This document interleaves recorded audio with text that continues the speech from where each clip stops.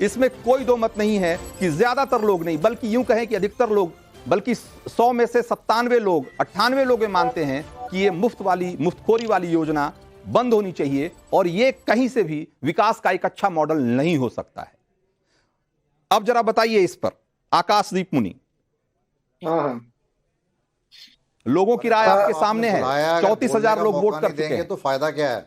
नहीं रंजीत जी, एक बहुत ही इंपॉर्टेंट बात आज मैं कहना चाहूंगा। आप बोलते हो प्रधानमंत्री, हमारे माननीय प्रधानमंत्री जी बोलते हैं कि ना कि हमारे देश को विश्व गुरु बनना चाहिए। मैं उनके साथ हूँ, मैं उनको सपोर्ट करता हूँ, पर मैं ये समझ नहीं पाता कि क्यों वो अमृतकाल में बजट एलोकेशन में वो यूजीसी को, यूनिवर्सिटी ग्रांट कमीशन, जिससे कि सारा यूनिवर्सिटी को पैसा मिलता है, उस पर 60% कम बजट एलोकेट करते हैं। क्यों करते हैं? 9,600 करोड़ रुपए इस बार कम बजट एलोकेट हुआ है। क्यों ऐसा हुआ है? इससे रिजल्ट क्या हुआ कि ना कि गवर्नमेंट यूनिवर्सिटीज और कॉलेजेस को सेल्फ फाइनेंसिंग कोर्सेज शुरू करनी पड़ी। सेल्फ फाइनेंसिंग मतलब नहीं कि जैसे प्राइवेट यूनिवर्सिटी में बच्चों आप पढ़ते हो ना पैसा देके, वैसे ही सरकारी यूनिवर्सिटीज में भी आपको पैसा देके ही पढ़ना पड़ेगा, कम पैसे में नहीं पढ़ पाओगे। ये हुआ है। और दूसरी बात है कि ना कि जो एनरोलमेंट रेशियो है, वो एनरोलमेंट रेशियो भी भारत का 27% है, जबकि ना कि ब्रिक्स नेशन का तकरीबन 30% से ऊपर है। तो ये चीज हुआ है। और एक चीज सोचने वाली बात है कि ना कि गुजरात में तकरीबन 6,000 स्कूल बंद कर दिए गए पिछले साल, और असम में 450 स्कूल बंद कर दिए, जबकि वहां पे पॉपुलेशन दर बढ़ रही है। ये सोचने वाली बात है कि जब पॉपुलेशन बढ़ रहा है तो स्कूलें क्यों बंद हो रही है? टीचर तकरीबन 600 स्कूल में क्यों ऐसा है कि नहीं सिर्फ एक टीचर है? क्यों 300 स्कूल में सिर्फ एक कैंपस से रन करता है? क्यों ऐसा इतना बुरे कंडीशन में एजुकेशन व्यवस्था क्यों है? ये इसलिए है कि क्योंकि भारत के बजट में सिर्फ 2% मिलता है शिक्षा को। और आप सोचेंगे ना कि विश्व गुरु बनना है। कैसे विश्व गुरु बनेगा? आपको इन्वेस्टमेंट करना पड़ेगा बच्चों पे। चाइना ने वैसे ही डेवलपमेंट किया, थाईलैंड ने किया, सिंगापुर ने किया, आपको भी करना पड़ेगा। आपको जैसे केजरीवाल कर रहे कि दिल्ली में बच्चों को अच्छी स्त्री शिक्षा। हरीश खुराना, ठीक है, आपकी बात आ गई हरीश खुराना, इसका जवाब आपके पास क्या है? मैं आपको एक छोटी सी पिक्चर दिखा रहा हूँ दिल्ली के विकास के मॉडल की। ये है दिल्ली का विकास का मॉडल। पानी भरा हुआ, सीवर की लाइनें बाहर रिस रही हैं। ये कहाँ का इलाका है? सबसे पॉश इलाकों में से एक है। अभी एक बहुत बड़ी बड़ी बातें कर रहे थे आकाश मुनि जी, मुझे लगता है दिल्ली में रहते नहीं हैं। इन्होंने वादा किया था कि हम दिल्ली के अंदर टैंकर माफिया खत्म कर देंगे, पानी से पाइपलाइन कर देंगे। डीएलएफ ग्रीन्स, मैं नाम ले रहा हूं, जाके आप चेक कर सकते हैं, आपके पत्रकार में जाके चेक कर सकते हैं, आपके रिपोर्टर चेक कर सकते हैं। 65% पानी पूरी कॉलोनी के अंदर, पूरी उन सोसाइटी के अंदर टैंकर से आता है।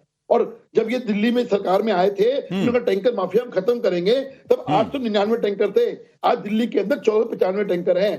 तो सवाल ये है कि आंकड़े खुद बता रहे हैं कि दिल्ली का विकास मॉडल फेल हो चुका है। ये जो फ्री बिजली, फ्री पानी करते हैं, पानी दिल्ली के अंदर आता नहीं है, लोगों को मिलता नहीं है, आता है तो गंदा आता है, पीने लायक नहीं आता है। और आप बातें करते हो फ्री की, आप बातें करते हो कि हमने ये कर दिया, हमने वो कर दिया, हम फ्री दे रहे हैं। फ्री नहीं, बेहतर सेवा चाहिए। बिल्कुल ठीक कह रहे हैं आप। तो एक बार जरा सा देश का, एक बार फिर से देश का मूड मीटर, एक बार उसका रुख करते हैं। क्या कहते हैं आंकड़े? 5वें सवाल का जवाब लेने का, या यूं कहें कि रुझान देखने का वक्त आ गया है। केजरीवाल की मुफ्त नीति से दिल्ली में 7 में से कितनी सीटें इंडी गठबंधन जीत सकता है? क्योंकि ये सारी कवायद सिर्फ इसलिए हो रही है क्योंकि दिल्ली में चुनाव है, या आने वाले दिनों में 7 सीटों पे चुनाव है, और केजरीवाल ने कहा है कि मैं दिल्ली का बेटा हूं, मैंने आपके लिए बहुत संघर्ष किया है और मुझे 7 में से 7 सीटों पर इंडी गठबंधन को आप विजयी बनाएं।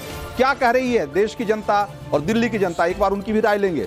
7 में 7 सीटें जीत जाएगी इंडी गठबंधन, या केजरीवाल या उनके सहयोगी जो कांग्रेस है, वो ऐसा मानने वाले लोगों की संख्या सिर्फ 6% है। 6% लोग मान रहे हैं कि 7 की 7 सभी सीटें जीत जाएगी इंडी गठबंधन, जबकि एक भी सीट नहीं मिलेगी ऐसा मानने वाले लोगों की संख्या करीब 80% है। 79.8% लोग मानते हैं कि एक भी सीट दिल्ली में नहीं मिलेगी पिछली बार की तरह, और 2 सीटें मिल सकती है ऐसा मानने वालों की संख्या करीब 15% के आसपास है। 14.2% लोग, 14% लोग मानते हैं। जरा एक बार दिल्ली का आंकड़ा दिखाइए कि दिल्ली के लोग क्या कह रहे हैं इस चुनाव को लेकर के, कितनी सीटें मिल सकती है किसको? दिल्ली में 4.1% लोग कह रहे हैं कि 7 की 7 सीटें जीत जाएगी इंडी गठबंधन, ऐसा मानने वाले लोगों की संख्या सिर्फ 4% है। जबकि 85.4% लोग मानते हैं कि एक भी सीट नहीं मिलेगी। और भी ज्यादा लोगों की संख्या, बड़ी संख्या में लोग, दिल्ली के लोग कह रहे हैं कि एक भी सीट नहीं जीतेगी इंडी गठबंधन और 2 सीटें मिल सकती है, ऐसा मानने वाले लोगों की संख्या 10-10.5% है।